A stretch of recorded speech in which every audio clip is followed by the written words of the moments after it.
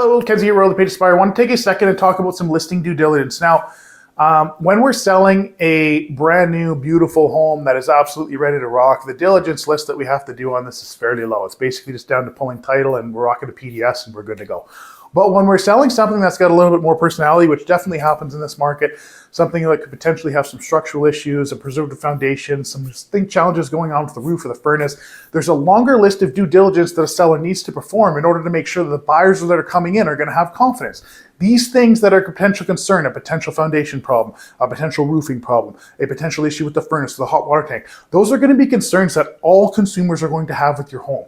So the best thing that you can do as a lister or as somebody who's going to be actually selling real estate is to get some qualified and third-party opinion advice on what those situations are. As an example, if you have a preserved wood foundation house in Prince George, it is in your absolute best interest to get an engineer's report on that foundation prior to listing your home. That way a buyer can come in, they can look at the preserved wood foundation report, they can make an educated decision as to whether they're comfortable with that, and you're going to be able to be there to present the information for them. You're going to know what the problem is and know how to deal with it.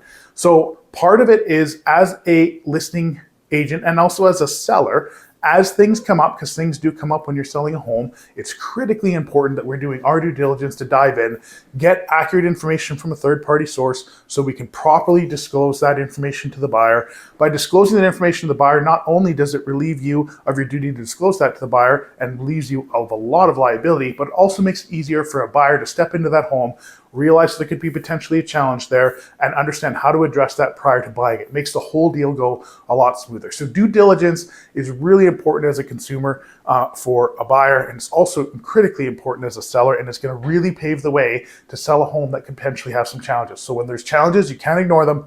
You have to definitely get a third-party opinion, do your due diligence so you can publish that information, deal with that issue head on. It's going to result in the best possible transaction with the best price in the smoothest amount of time. So it's Kenzie here, Royal Page Aspire. Thanks for checking it out. If you're having challenges and your home potentially has some trouble, give me a jingle. I'd love to help you out. I deal with a lot of homes, help a lot of sellers actually get a great result out of this.